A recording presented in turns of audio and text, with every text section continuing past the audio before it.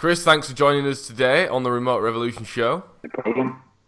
Yeah, it's awesome to have you on. It was great to read your story in the bio that you sent me yesterday. But for the guys who are listening, where did Chris come from in the fitness industry? How did he get into it, and what's the kind of journey for you to get started here? Probably like with most people, mate.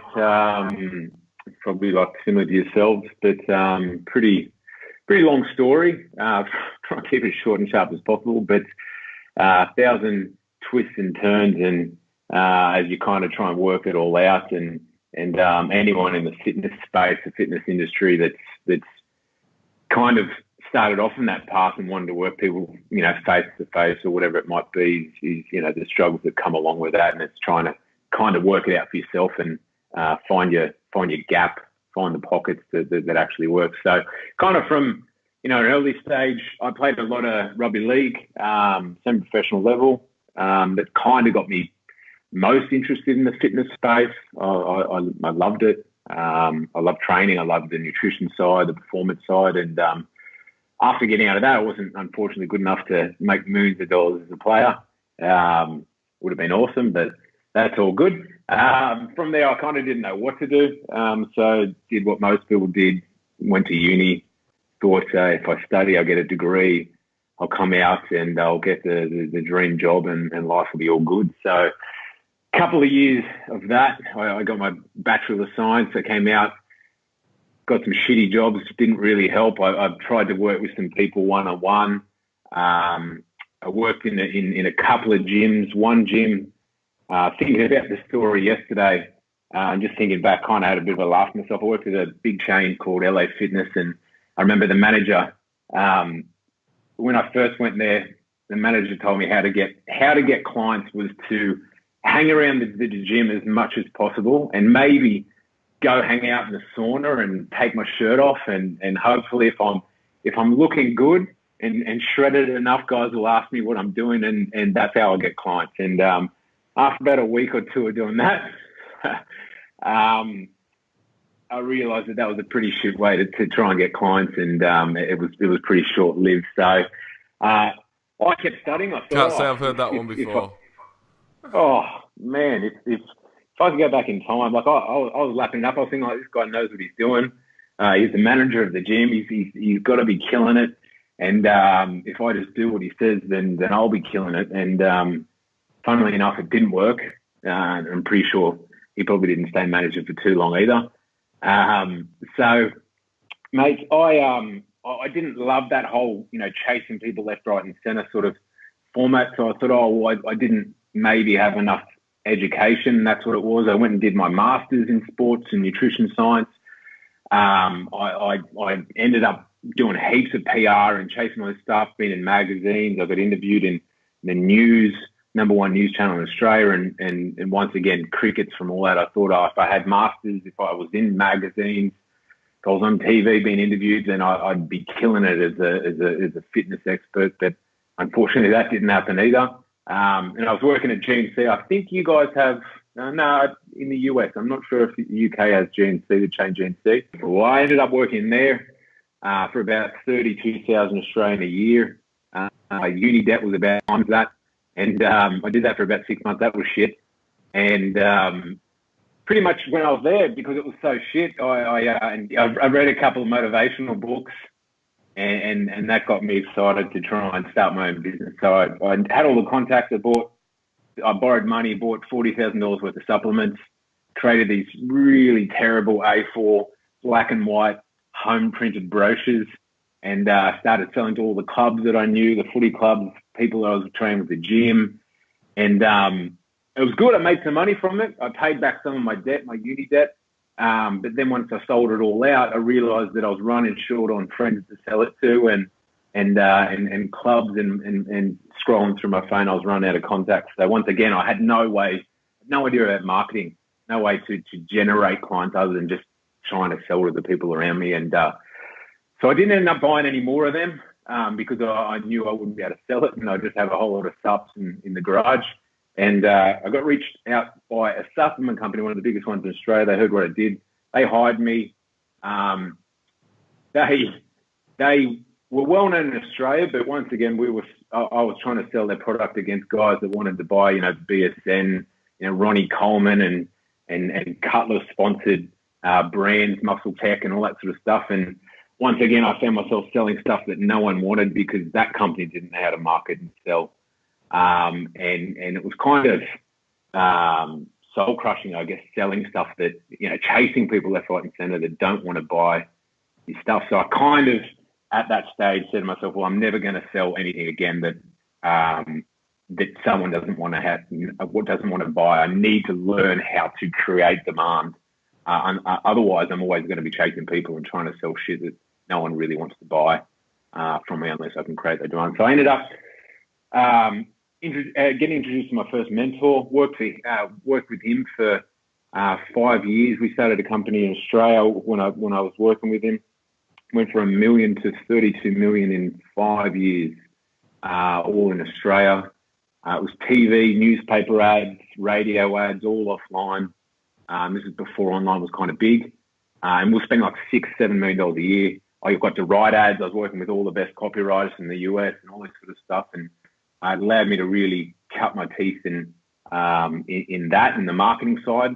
And it was all direct response. Everything was direct response. Everything self-funded. After about 6 years, they sent me over to Europe, actually, to the UK to set up an office over there and test UK, US, and Europe all online advertising because the print and radio is a little bit different regulatory-wise. And that's when online was kind of kicking off. They gave me a nice budget. I was doing every type of online advertising possible. Had a good team. We could have all these split tests. So I learned heaps of stuff really, really fast. The company sold. I got a percentage share of the sale, which was pretty awesome. And then that's when I kind of started off and thought, I'm going to do it for myself. Started the Marketing Engine, which is our digital marketing agency. Worked with a lot of big fitness companies in Australia, a couple of public companies, a couple overseas. And then because of what we were doing, we got introduced to a couple of the big names in the space now, back in the day. And actually spent 2 days with Kayla Ixtanez down in Melbourne when they were about a year into business. And the week later, we spent a week with Emily Skye, and they were kind of direct competitors, obviously. Emily Skye wanted us to be exclusive. They ended up giving us a sizable share of the business. They were about 1.5 years into the business, doing multiple six figures at the time. In about 12, 13 months, we tripled it to doing multiple seven figures, and we ended up exiting. A lot of conversation around that, but they're awesome. They're absolutely killing it. We came to an arrangement to exit as well. From there, we kept getting asked from fitness dudes, can you help us do what you did with Emily or whatever it might be. They heard about what we're doing. But unfortunately, the big companies were able to pay us what we were charging. The little guys couldn't. And we just kept turning people away for like about a year and a half.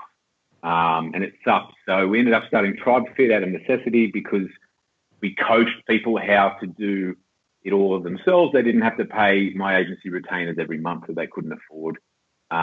So if you kind of the whole analogy, if you teach a man to fish, eat for a life kind of thing. So that's how Tribefit came apart. And the coaching arm of my business, I don't have a lot to do with the agency anymore. It's kind of self-sufficient. My business partner runs that.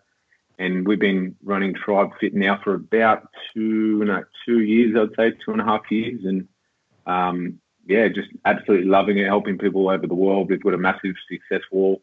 I'm really proud of all the stuff we've been able to do. Awesome, dude. I love hearing that story and how one of the big things I took away from all of it, to be honest, is the audience piece. Like you were talking at the start of you basically did not have an audience. So you were talking about when you were in the gym, go into the sauna, look all fucking ripped and lean, and you might get a few people to sign up. Then you're knocking on doors trying to build an audience. And it's like you've been on this consistent hunt to find how you can grow your audience. And I think that's basically now what essentially you teach and provide service-wise for fitness professionals. It's all about growing that audience, growing that community. I know you've got your Facebook group, your free group, which is awesome. And that's all the same sort of thing, right? So Was that a conscious effort from you just to go, right, this is now about me just being able to grow a following and do that for other people? Yeah. Well, I guess from my side of things, the time I did with my mentor, it was all that was all telesales and inbound leads and advertising, direct response DR. And literally that taught me that if you can have control over your lead flow and your client generation, if you can have complete control over that and predictability over that, then you're never going to have an issue. If you're trying to sell shit to A, that has no demand, B, that no one wants, you're going to have to kind of just hang around in the sauna all day and hope, do these ones and hope for the best kind of. But it's exactly as you said, mate. It's there's free strategies to building audiences, paid strategies. That's kind of my background. The most we spent, like I said, a lot of money, a lot of advertising. It allowed me to test a lot of things, learn a lot of things. And I guess the free strategies are something that I've consciously probably worked on for the past 2 or 3 years, because it is such a good balance to having the two for a number of reasons. Yeah, so let's dig a little bit deeper and try and get into the kind of nitty-gritty stuff. If we've got someone who's starting out in the fitness industry, let's say they've got their branding on point, they know their audience, their avatar, their niche, they've got that all dialed in. They may be generating, I don't know, let's say enough to spend to $300 to $500 a month on ads, but they have no real audience right now. What's your typical strategy for these guys? Bearing in mind if their audience is on Facebook or Instagram, that's where they're hanging out right now. What's your typical approach for these guys? Yeah, great question, mate. So pretty much, I guess, first and foremost, a lot of people we speak to have this preconceived conception that you need to be an Instagram celebrity or you need to have a huge Facebook following to be successful online. And we've helped people with literally no following, people that are, self-confessed introverts that don't really like social media. And the only way to do that is through advertising, because you, like I talked about, you've got the free strategies, you've got the advertising strategies.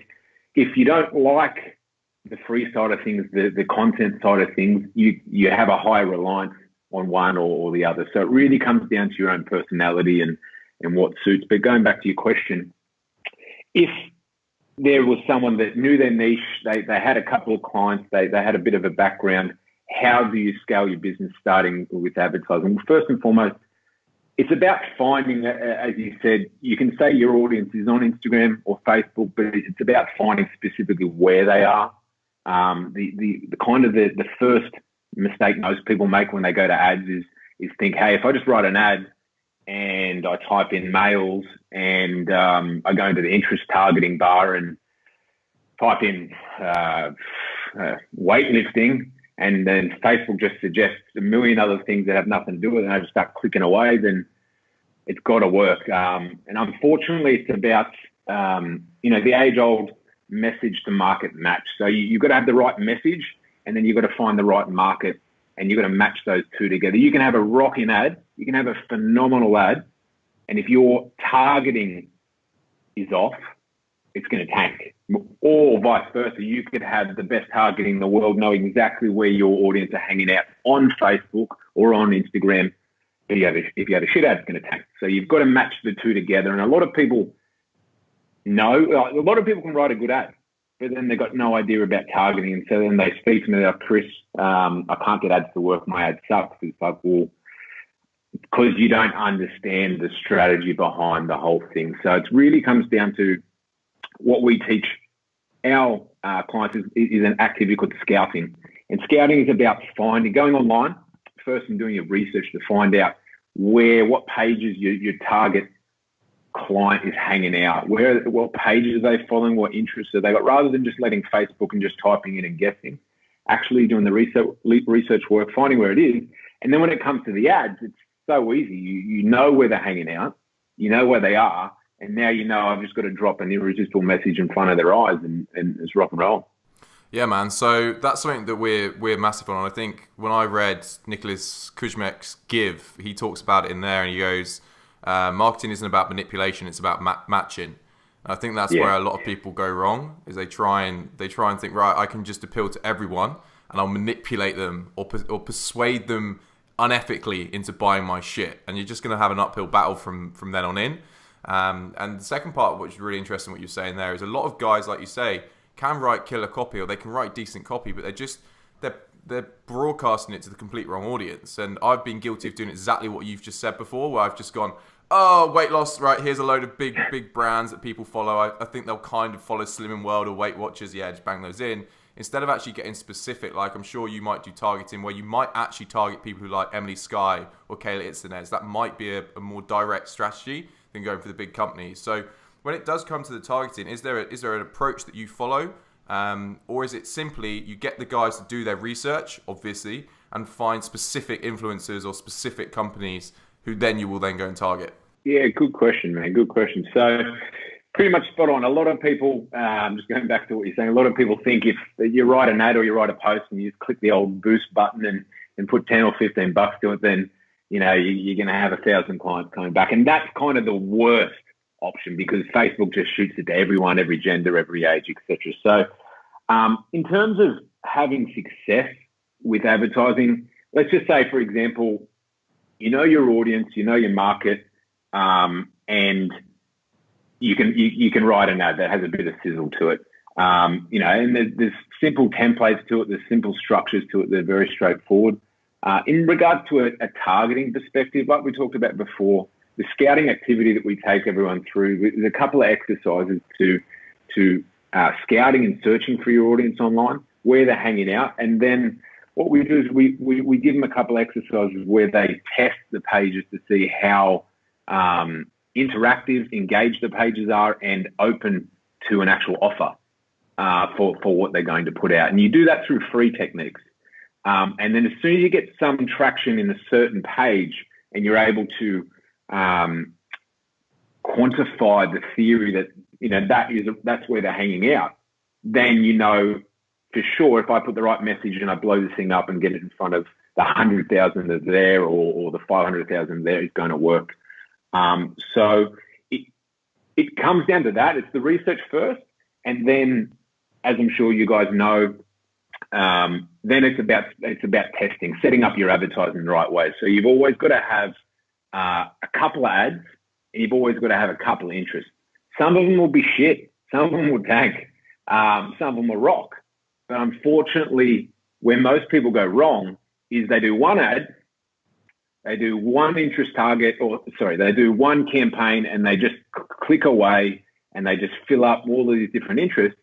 And one day, you know, they get a phenomenal result. And the next 6 months, they don't get another client. They pull their hair out going, what went wrong? It's because there's a small pocket in there that's very profitable, but unfortunately, because you didn't set it up correctly, you don't know where. And because you don't know, you can't tap into it predictably.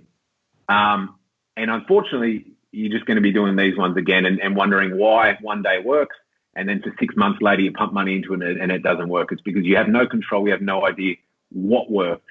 And so it's important to have a couple of different interests, at least 2 to 3 different ads. You know, you can write one ad, put 3 different images to it, and put it out there. Facebook will tell you which ones worked, which ones didn't. Cut the losers, ride the winners. You know, if something sucks, then you know.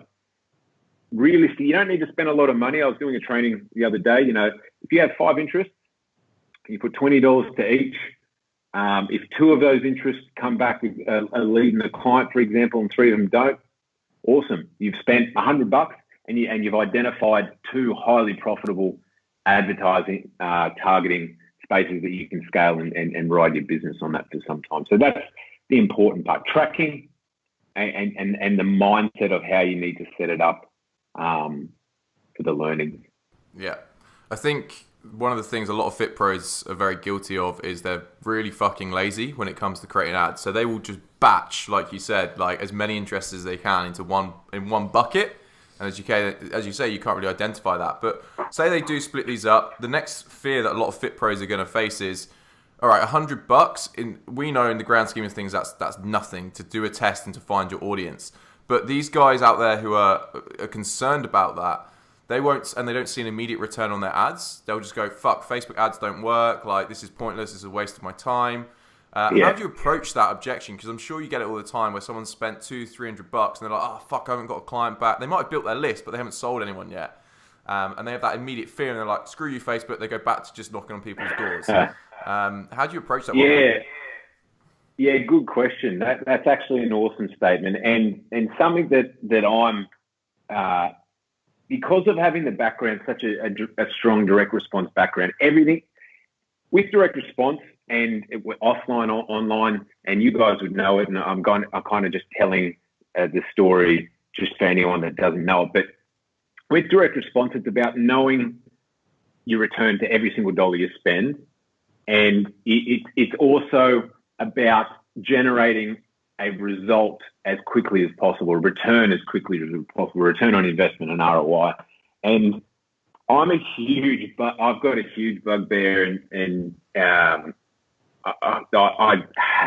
get really frustrated when I speak to people and they're like, hey, I'm building my business. I've spent $500, $1,000 in advertising. You know, I'm getting dollar leads, and you know, this is awesome or whatever. And then when you ask them what's a lead, well, I got some email addresses because I had an ebook out there, and I'm building my list. Been doing this for 2 years and spent this much money or whatever, but I don't have a client yet, and I've got no idea what I'm going to do with this list, and that's about it. So for me, whenever I talk about leads, you should have the shortest funnel possible, the shortest funnel to a return as possible. Why? Because just as you said, if you spend $200 or $300 and you get some email addresses and you don't make any money back, then guess what you're going to do? You're going to give up.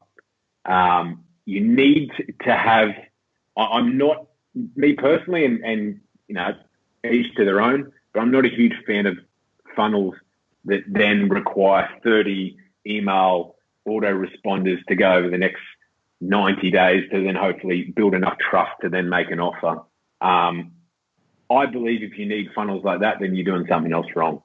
So it's a dangerous place to play in. And when people say that, it is because they got the strategy wrong. Generally, if you've spent $200 or $300 on Facebook advertising, you've done it right, you should at least have had a couple of application calls with people. You may not have closed them. And that's cool. It's a journey. Your conversions might not be through the roof, or you might have screwed up and know where you screwed up. But at least you know predictably, if you put in another $100, you'll get X number of calls. You only need to close one, and you'll make 2-3 times your return back completely. And it is kind of the toughest thing with advertising. It is an investor mindset. It is just like being a stockbroker. But unfortunately, a lot of people play with advertising like they're going to the casino and just kind of putting it on black and doing these ones and not really giving it much thought other than that, if that makes sense. Yeah, I think it's huge when it comes to being in the right headspace when you're seeing the money go out. Because I've spoken to people before and they've been like, oh, it got to a few $100s and I was just, there's no leads coming in, so I just turned it off. And I was like, all right, but like, you know, what was actually happening? Like, did you look into it? Did you track anything? You know, did you look at the clicks? Were the clicks any good at all? Things like that. Yep. And the thing is, we can't expect people to know that kind of stuff, right? So, you know, you've obviously spent the time to learn about the Facebook ads, and it's a shame that this stuff's not more available. And it's awesome what you're doing. I think it's super cool that you're making that kind of information more available. I wanted to ask, what would you say is that people need in place before they perhaps run Facebook ads? Do they need any kind of systems, sales systems, or do they need to know what their product is more? What does that kind of look like on the after the sale for someone who's starting out? Yeah, awesome question. And I guess just to go back to your point right then is what you 100% need when you first start advertising. If you don't have tracking in place, then you may as well just go to the casino and go to the slot machine. You've got about just as much chance to actually get a return. And after you have your tracking in place, you need to have rules of thumbs on certain steps. And just as you said then, your click-through rate or your clicks will happen fast. You'll get more data on that faster than you will your leads. Why? Because it is a process. So if you haven't gotten a lead, but you're within your KPIs of, say, clicks or engagement or your click-through rate, whatever it might be, then you should have the confidence that it's all going to multiply out. So I always like to give people, I talk about lead measures and lag measures. Lag measures is the money in the bank. Lead measures is what happens before that. So tracking, and you need to have rules of thumb, KPIs, to know early on if you should turn it off or if you need to ride this thing out because it's going to pay you back. And by having that, it allows you to kind of, put your finger on the pulse and go, this is a good ad, this is a bad ad, turn on, keep off. Keep on, turn off. And then everything kind of flows on from there. If your conversions, going back to your question, I always like to say to people, you should, with the scouting activities, everything we teach them, we should be able to pick up 2 to 3, even more. We've got a lot of people that do a lot more, but I say at least 2 to 3 clients with free strategies, putting your message out there in the right places with your scouting. Why? Because you're confirming the theories that you had. You know that your message is working. You know where your market is. You've had sales calls. You've converted those calls. You've got the cash coming in. You've got the confidence, and your sales call conversion rates are going to go up as well. So you should at least, through the scouting activity, be able to get a couple of grand in your bank with the free strategies. And it gets your confidence up. It'll get your conversions up because you know what you're selling rocks. You know those clients got a great result. And then you've had a bit of a track record. You've had a bit of experience. And at the same time, I always like to say to people, that way you get $2,000, $3,000, $4,000, $5,000 coming in from free strategies. All you need to do is put aside a small portion of that cash and put that back into your advertising to then scale. And then that'll multiply on itself. That way you're actually never putting your own money down, and it is not as scary. You've got the clients, you know it can work. You've done all of the work. You know where the market is, you know where the message is. You've had sales calls, you've done the delivery, and then it's just much more predictable. So from a headspace, it is a lot easier. Your conversions are going to be better versus just going cold into ads and kind of not knowing what you're doing. And you're not actually investing your own money. You're investing a small portion of the cash that's already coming in. So from a psychological perspective, it's so much easier. And from time and time and time again, that is, I've got guys who just go straight mad and they crush it. They go awesome. But only if you have that mindset. If you don't have that mindset, I would say 60 to 70% of people off the bat need to start with the free strategies first. And it doesn't need to be 1,000 clients, 2 or 3 clients. Prove your theory, have that confidence, put a small amount of that cash back into your advertising, and it's much easier because all you're doing is investing what you're making from your current clients rather than pulling out of your back pocket and going, this $100 better work. Yeah, one of the things we've noticed, because we work with a lot of trainers who are brand new on the online space or they're transitioning right now and they haven't validated their product yet. And yeah. I know it's true of everyone. Even though if we think our product's killer, if we haven't got enough social proof yet, we're going to second doubt ourselves. We're going to second guess ourselves. And it's making sure that you do that validation piece and say to yourself, I don't know, it could be 5 customers who you're going to get kick-ass testimonials from. And of course, you can then use those in your ads as well. But once you've done that, we see the confidence skyrocket. And that is the biggest thing with personal trainers. The hidden thing that's missing is the confidence piece. Because no one's going to buy shit from someone who's got no confidence. Like, that's the truth of it. You can have the best looking products in the world, the best website. If you get on a sales call with someone and you are just someone who's so insecure inside yourself, you ain't going to sell shit. So before, it's just a message to everyone out there, as Chris is saying right now, like, before you go spending money on ads, just make sure you are in the right place. Otherwise, you're not going to be able to sell. And like we talked about the investor mindset, you won't sit on your hands and you'll just start quitting stuff as quickly as possible. So there's a few things. 100%, man. And that kind of, reminds me of something that it literally happens time and time again. I think this is pretty important for people to know. Literally, in our coaching, every single client that comes through that I speak to, that comes through our program, we do their offering, we do the pricing. They know the right prices. We show them this is the structure, this is what's happening in niche. This is all. After a couple of days before their launch, I'll speak to them. They're like, yeah, this is phenomenal, cool. I got my pricing rocking, all good. I'll speak to them the week after the launch or a couple of days after the launch, and they'll text me and say, Chris, this is awesome. I've got so many clients. I've launched with a big bang. And the first question I always ask them is, what price do you charge? And honestly, about 80 to 90% of them will say, oh, I know we talked about this price, Chris, but I kind of pulled it back a little bit. Don't laugh at me. And I even tell them on the first call, I say, I reckon in our training, we say, don't get upset at yourself if you feel that way, but it's a mindset perspective. And then after, just one of the girls I was speaking to earlier, she got, two sisters. They got, I think, 16 clients in their first week of launch. And 3 of the clients on the call said to them, God, that was cheap. We would have paid heaps more. And they were kicking themselves. And then afterwards, straight away, they increased their price. Why? Because they then saw the value in what they were doing because they had done it. And they stopped devaluing themselves. And that's just a journey. That's a journey you've got to go through, a personal journey. And even if I tell you don't discount your services, most people will. And that's cool.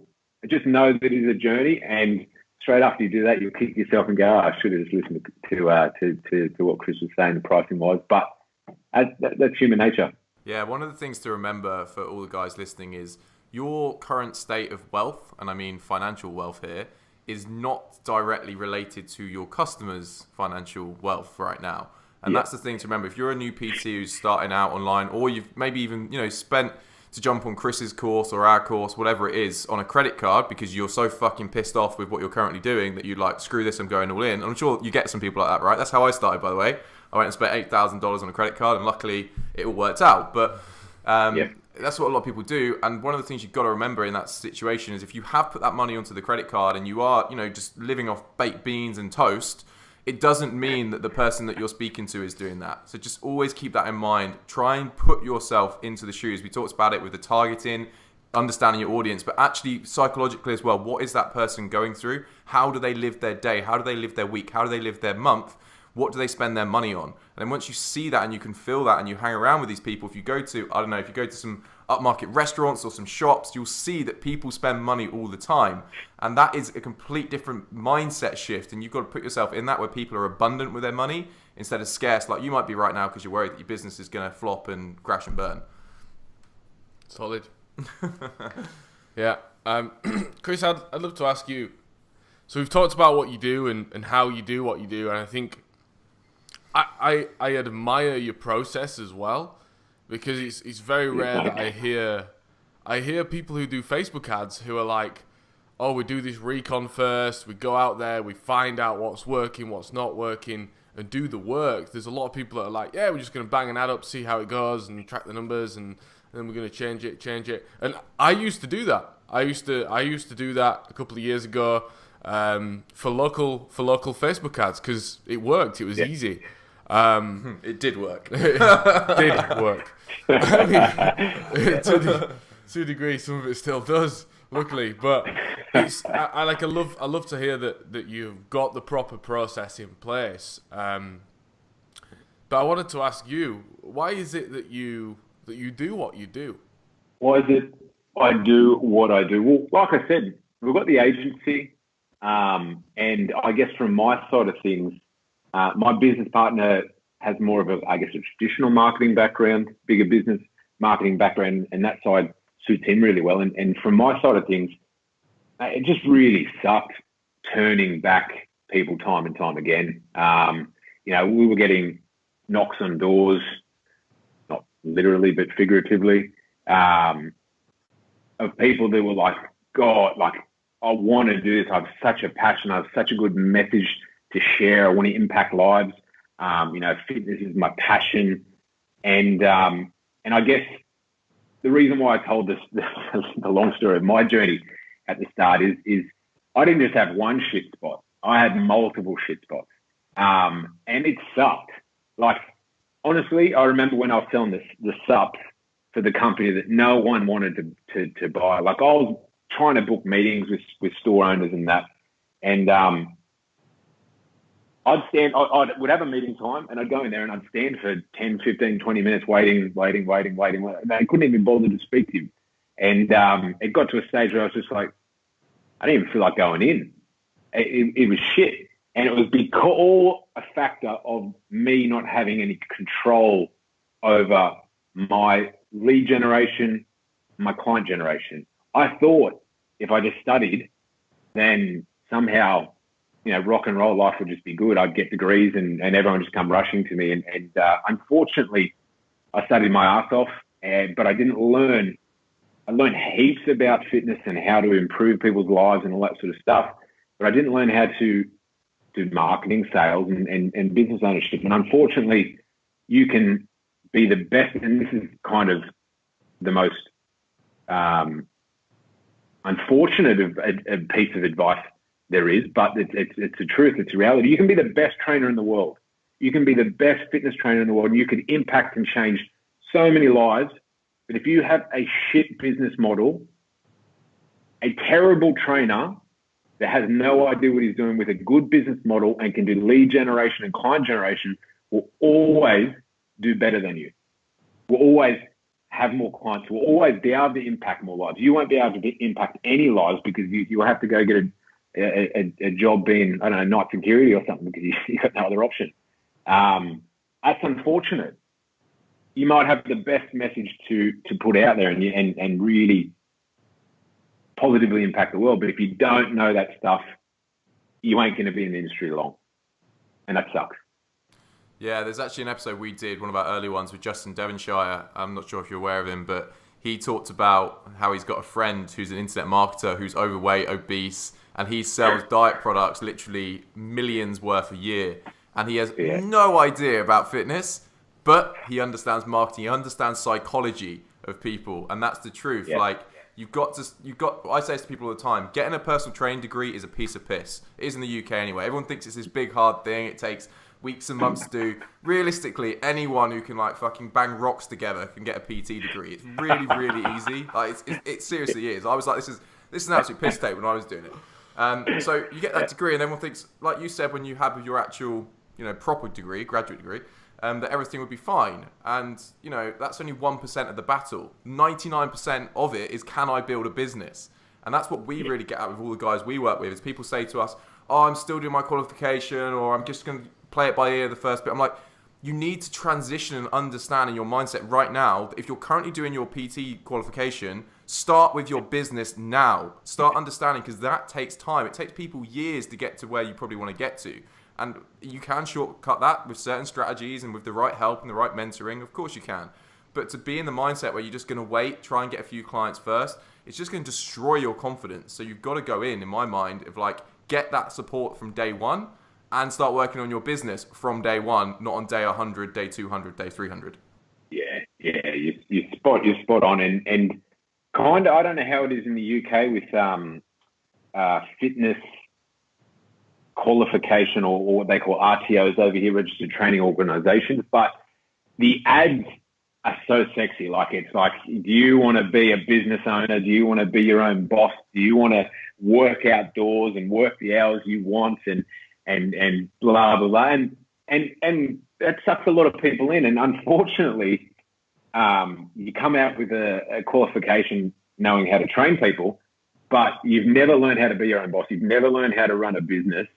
And unfortunately, you end up, it's just not even a reality of what you actually went in for. When we get clients come through and we sit down and we're listening to what they really want to do, and we're like, you could get a job doing that. And they're like, yeah. And some people have gone and got jobs. Like, they're like, I'm going to go get a job. I'm going to keep trying to do bits on the side to see if it pulls me back in. But and I'm like, good, good. Yeah, there's no shame in that, and that's for everyone listening right now. Some people just aren't cut out to be so-called entrepreneurs because a lot of them end up just being self-employed and slaves to their own business. That is not being an entrepreneur when you're a slave to your own business. And people think they are, and I call them plastic entrepreneurs or solopreneurs or opportunity seekers, whatever you want to call them. And there's, if that's what you want, that's cool, that's fine. But be aware of what you're getting yourself into. You're probably going to get paid less than a job. You're not going to have as much impact as you would in your job. You're going to be more frustrated than you would be in your job. So just be aware if you're that person who's not willing to take risks like we were talking about at the start and sit on your hands and have the investor mindset, then you're probably going to find it very difficult, and you might just be best staying as, a high-paying PT. And we know PTs are getting paid, 5-6 grand from being, working under a big studio under a studio owner and basically running their own little department in there. And there's nothing wrong with that. There's no need to have this big gold star being like, "Wait, you're a business owner." It's just not for everyone. But I think in the millennial culture, it's like, I've got to be a business owner now. I've got to be an entrepreneur because that's what Gary Vee's doing, and Gary Vee's really fucking cool. And it's like, he's the man, yeah. Yeah, but we're not Gary Vee. Let's be honest, all right? He's 1 in a million, 1 in a billion kind of thing. So there's no shame if you guys are uncertain on this and you're not at that level yet. It's cool. Maybe take another couple of years and you'll get there. Like I could probably say maybe I jumped into it too soon, but it's just one of those things you have to go through. And I really admire that of your story, by the way, how you did the work for someone else first and you probably shortcutted 10 years probably of trial and error of yourself and a shitload of time and money as well. I'm sure you wasted a lot of time and money. But at the same time, there's probably big benefits from that. And I think that sometimes it would have been great to work under a big entrepreneur before I went into it myself, just to get some real learnings and insights. Yeah, absolutely spot on. I always talk to people about, are you a business owner or do you have a job in disguise? Do you really own a business? And like you said, it's all good. We don't all have to be business owners and entrepreneurs, kind of the cool word out there at the moment. But at the end of the day, you're creating a business to create impact and create freedom for yourself, whether that's financial freedom, whether that's time freedom, whether that's whatever freedom that means to you. And if your business doesn't exist without you or can't exist without you, then unfortunately it's without you doing the hustle and grind every day, and as soon as you take a week off, you don't make any money, or you can't take a week off because you can't pay the bills, then unfortunately it is a bit of a job in disguise. And yeah, it's everything you said, mate, absolute spot on. Yeah, good old Gary Vee. I think, mate, he's making I think it could be possible. I think it could be possible today to have freedom and impact without being an entrepreneur, because, and this is what we believe in. The remote revolution. I see that more and more small businesses are going to start up online, and they're going to become more business owners than they are just coaches, and they're going to hire coaches that can then work from anywhere in the world. Exactly what we do. Right. Anyone on our team works anywhere in the world and is able to do what they love. If they don't enjoy what they're doing, then we're not going to give them a job, kind of thing. Yeah, it's really important. One of my best pieces of advice for coaches out there, because we're a team of 6 people now, who some are full time, some are part time. But one of the best things that you can do is identify what you suck at and get rid of that as quickly as possible. Because there's a big ego attached to people in the fitness industry. They think they have to be a master of everything, whether that be Facebook ads, sales, coaching. And of course, when you start out, that's true, that you do need to be able to do a little bit of each, but really identify early on what you're great at and what you suck at, and get rid of that stuff that you suck at. And there's no shame in getting someone in who is better than you, who you might only be paying $10 an hour to do a better job than you. And I'm not just talking about VA work, I'm talking about community work. We have a community manager who manages all our community and our clients, and he's awesome. He's better than what I could do because he's more organized than me, and I'm just like an absolute wrecking ball who just sort of runs in and destroys stuff. So it's you've got to identify where your shortcomings are. George does a lot of the teamwork. George oversees the team, where I'm sort of more front of house kind of thing. And we said this to our students at our event recently. Maybe look at getting a business partner, or at least getting someone who you can be bouncing ideas off on a regular basis if you are on your own in this journey. There's no need to suffer alone. Go and find people who can help you. Yeah, mate. You're spot on. And I talk about that regularly, is that the most difficult path forward as an entrepreneur is the solo entrepreneur. And by solo, I mean you literally are siloed and you don't have anyone to bounce anything off, because all the bouncing only happens in here. And 5 minutes before, you might have had an awesome idea or an awesome campaign that was killing it, and 5 minutes later, you've overthought the thing 8 million different ways, and you're convincing yourself that somehow the economy's crashed and no one has any money, and Facebook algorithms have changed, and maybe your conversions, for some reason you can't talk properly or whatever it might be, and it's that battle inside. So it's good having a sounding board.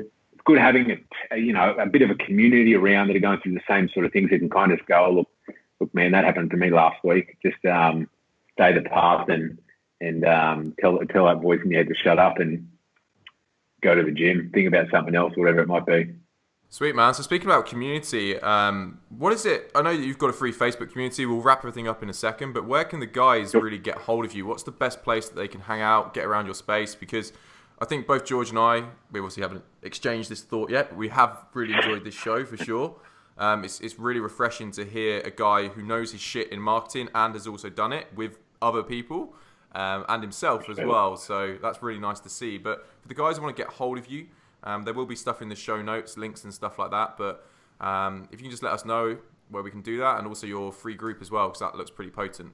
Yeah, exactly right. Well, if you want to find any more information, you can check out our website, www.tribefit.co.co, and Facebook group, the online personal trainer movement group, if you want to check out that, or just check out Chris Lynton, Lynton on Facebook. You'll see my account pop up, connect, say good day, say hello.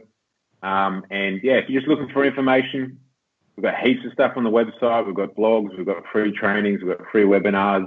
If you're an absolute starter, or if you're someone that's got a handful of clients but you're stuck and can't scale and don't have that consistency, we've got training for both people. So check that out. And like I said, if you want to just connect and say g'day, it's always good to have more friends in this social media world where people are even less connected, I believe. So reach out, say g'day. I'm more than happy to have a chat.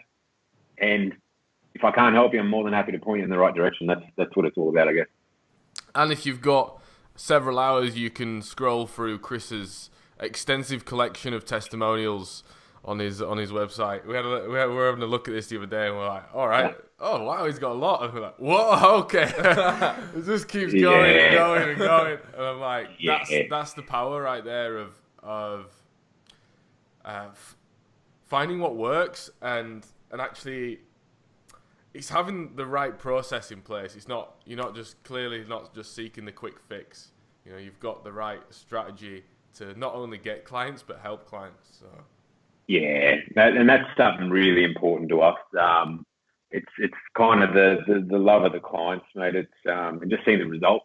It's our biggest goal to have the biggest success in the space, hands down. And not just one more testimonial on the person coming second. We want to be heads and shoulders above the rest. It does take a lot of time updating that bloody page. We only get to do it every couple of weeks. So if you look at it 2-3 weeks later, you might see it's a lot longer because we don't update it daily. So it just absorbs a lot of time. But it is something important. And I do understand if you are an entrepreneur and you're not 100% sure, they're the sort of things you want to check out. You want to check out real people, real results, people from different walks of life, different niches, different ages, different genders, different countries. And so that's what we try to do, is give a good snapshot of it all. So hopefully there's one there that you can resonate with your own story and go, you want to do it, but you're just on that fence and you just need that push to really make your dreams a reality. And that's what that page is all about. Yeah, so once more, guys, it's www.tribefit.co. Go and check that stuff out. You look at the success stories. And the final thing we need from you, Chris, which is a question we ask of every single person on the show, and that is, what does freedom mean to you? What does freedom mean to me? A good question. For me, it's predictability and and confidence in what you have. So you could have a rocking business that you could work from the beach anywhere, but if you don't have the confidence and the predictability that next month, 2 months from now, next week or whatever, it's going to be in just as good a situation, if not better, then you're going to be locked to your keyboard. You're going to have a lot of stress. So for me, freedom's about being able to be in your area of passion, be in your area where you can impact the world most and do what you kind of would put here to do, but being able to have the confidence that you can put it down at any time and pick it back up and it would be in just as good a shape, if not better. Love it. Perfect, Chris. Thank you very much for your time, buddy. It's been an absolute pleasure. Yeah, thanks, Chris. Not a problem, guys. Thanks heaps for the interview. It was awesome. And look forward to speaking more soon. Indeed.